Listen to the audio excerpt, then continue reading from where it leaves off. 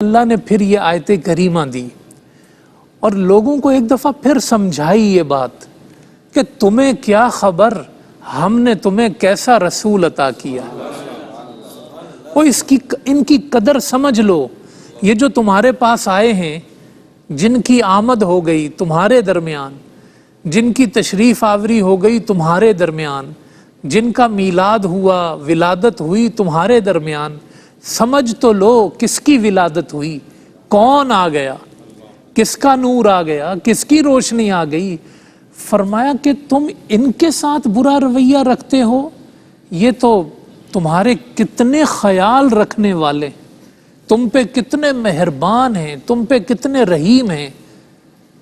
ان کو تھوڑا سا شرم دلائی گئی، ان لوگوں کو جو حضور علیہ السلام کی قدر کرنے والے نہیں تھے۔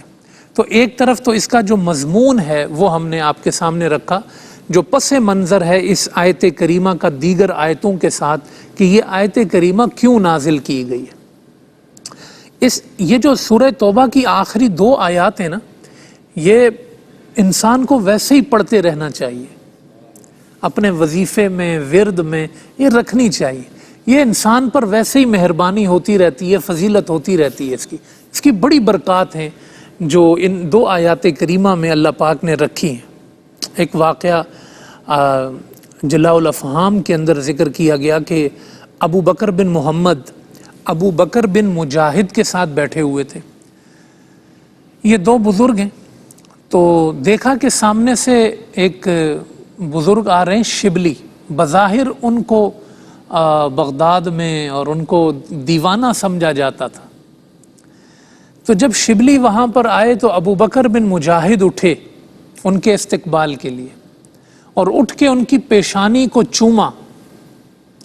تو ابو بکر بن محمد کہنے لگے کہ آپ نے اتنی رسپیکٹ دی، اتنی عزت دی شبلی کو کہ ان کے لیے کھڑے بھی ہوئے، پھر ان کے ماتھے کو بھی چوما، اور شہر والے تو ان کو دیوانہ کہتے ہیں۔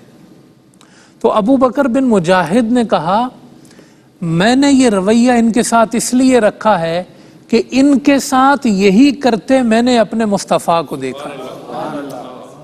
کہا کیسے؟ کہا میں نے خواب میں دیکھا، مجھے حضور علیہ السلام کی زیارت نصیب ہوئی، حضور علیہ السلام کی مجلس میں شبلی آئے، حضور علیہ السلام نے کھڑے ہو کر شبلی کی پیشانی پہ بوسہ دیا۔ تو میں نے خواب میں پوچھا یا رسول اللہ صلی اللہ علیہ وسلم، آپ نے شبلی کو اتنی عزت دی، اتنے کریمانہ انداز میں ان کو نوازا، وجہ کیا ہے؟ تو حضور علیہ السلام فرمانے لگے میرا شبلی ہر نماز کے بعد لقد جاءکم رسول پڑھتا ہے، یہ ہر نماز کے بعد یہ آیتیں پڑھتا ہے، اور یہ آیتیں پڑھنے کے بعد مجھ پر 3 مرتبہ درود بھیجتا ہے، اور درود کے الفاظ بھی حضور نے بتائے، یاد کر لیجئے گا۔ آیتوں کو اسی طرح 2-3 دفعہ پڑھ کے 3 دفعہ حضور پہ درود پڑھیے گا ہر نماز کے بعد، بڑی فضیلت والی چیز ہے۔ کیا درود کے الفاظ کہے؟ کہا یہ آیتیں پڑھتا ہے، پھر 3 مرتبہ مجھ پر یوں درود بھیجتا ہے، صلی اللہ علیہ یا محمد صلی اللہ علیہ وسلم۔ تو یہ عمل حضور کی بارگاہ میں مقبول ہوا۔ تو میں ابتداءً اس کا پس منظر آپ کے سامنے رکھا۔ نمبر 2 میں نے آپ کو یہ بتایا کہ یہ آیت کریمہ کتنی عظمت والی ہے، اس کا ورد، اس کا پڑھنا اور اس پر توجہ رکھنا بڑے بڑے مصائب اور مشکلات سے یہ انسان کو نجات دیتی ہے، اور خود یہ فقیر کے تجربے میں بھی ہے، الحمدللہ میرے اپنے ورد میں بھی ہے، میرے اپنے وظیفے میں بھی ہے۔ یہ بڑی ایک اہم چیز ہے، حضور علیہ السلام کی محبت کے تقاضوں والی آیت کریمہ۔ اب اس کے الفاظ پہ اگر ہم غور کرتے ہیں، فرمایا لقد، تحقیق۔ قد کے کیا معنی ہوتے ہیں؟ تحقیق۔ قد بھی ایک کسی چیز کی اہمیت کو بیان کرنے کے لیے آتا ہے، اور یہ خالی قد نہیں ہے، اس پر لام تاکید بھی لگا ہوا ہے، تو 2 تاکیدیں ہو گئیں۔ اور ایسا ہی ہوتا ہے جہاں حضور کی آمد کی بات ہوتی ہے نا، اللہ قرآن میں اس کو بڑی تاکید سے بیان کرتا ہے، اور غفلت میں پڑے لوگوں جاگ جاؤ، مصطفیٰ آ گئے، حضور کی تشریف آوری ہو گئی۔ دیکھیں لقد کے بعد ہے جاء، جاء کے معنی ہے حضور آئے، مگر حضور کے آنے سے پہلے فرمایا لقد، لقد، یہ بڑی اہمیت کی بات ہے، یہ بڑی تاکید کی بات ہے، یہ بڑی تحقیق کی بات ہے، یہ انسان کے جاگنے کا موقع ہے، اللہ نے تمہیں اپنا رسول عطا کر دیا۔ جہاں حضور کے آنے کی بات ہوگی نا قرآن میں تو بڑی اہمیت، بڑی تاکید کے ساتھ ہوگی۔ جاءکم، جاءکم، جاء فعل ہے، فعل ماضی، تشریف لے آئے، حضور آ گئے۔ کم کے کیا معنی ہے؟ تمہارے پاس۔ یہ دیکھیں جگانے والا انداز ہے، یہ اٹھو تمہارے پاس حضور آ گئے۔ یہ خطاب ہم میں سے ہر ایک سے ہے، یہ خطاب اہل عرب سے تھا، یہ خطاب اہل عجم سے ہے۔ اوے تمہارے پاس رسول آ گئے، اپنی اہمیت کو سمجھو، اللہ نے تمہیں اپنا حبیب عطا کر دیا، اللہ نے تمہیں اپنا محبوب، اپنا رسول عطا کر دیا، تمہارے درمیان ان کی تشریف آوری ہو گئی۔ اس سے بڑی انسان کی کوئی عظمت نہیں ہے کہ اسے اللہ پاک نے اپنے حبیب کا در عطا فرما دیا۔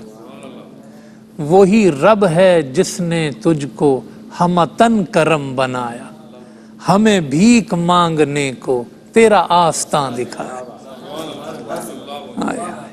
نصیب جاگ گئے، ہمیں گنبد خضرا نصیب ہو گیا، ہمیں در مصطفیٰ مل گیا۔ ہم کہاں جاتے، کہاں بھٹکتے، کس راہ پڑتے، ہمیں تو مصطفیٰ کا نور مل گیا۔ ہم سنبھل گئے، ہم سدھر گئے، ہم منزل پا گئے، ہم رستہ پا گئے، ہم ہدایت پا گئے۔ اس سے بڑا کیا کرم ہے، ہمیں مصطفیٰ کا نور نصیب ہو گیا۔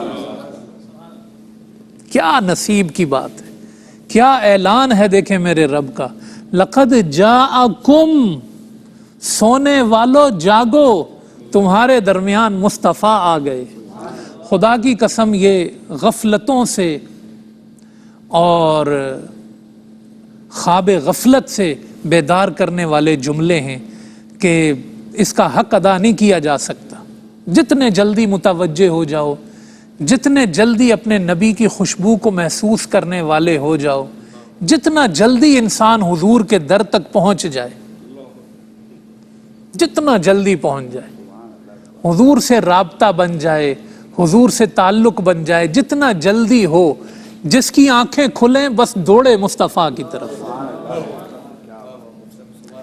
3 دفعہ کم از کم 313 دفعہ روزانہ حضور پہ درود پڑھیں، نمازیں پوری کریں، نماز پڑھیں تو یہ آیتیں پڑھیں، حضور پہ درود پڑھیں۔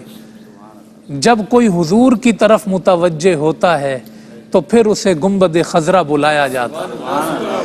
اگر وہ قدموں سے چل کر پہنچ جائے یہ بھی کمال ہے، اور ہو سکتا ہے وہ اپنے گھر کے کمرے میں بیٹھا ہو تب بھی حضور اسے گنبد خضرا بولے، اس کے ذہن میں، فکر میں، دل میں گنبد خضرا بس جائے۔ ذہن کا کام ہی یہی ہے کہ وہ مصطفیٰ کو سوچے، مصطفیٰ کے رب کو سوچے۔ دل کی جگہ ہی یہی ہے، دل اللہ نے بنایا ہی اپنے حبیب کے لیے کہ یہ بنایا ہے، اس میں مصطفیٰ کو بساؤ۔ یہ بڑی ذمہ داری کی بات ہے۔ تو لقد جاءکم، میرے رسول آ گئے تمہارے درمیان۔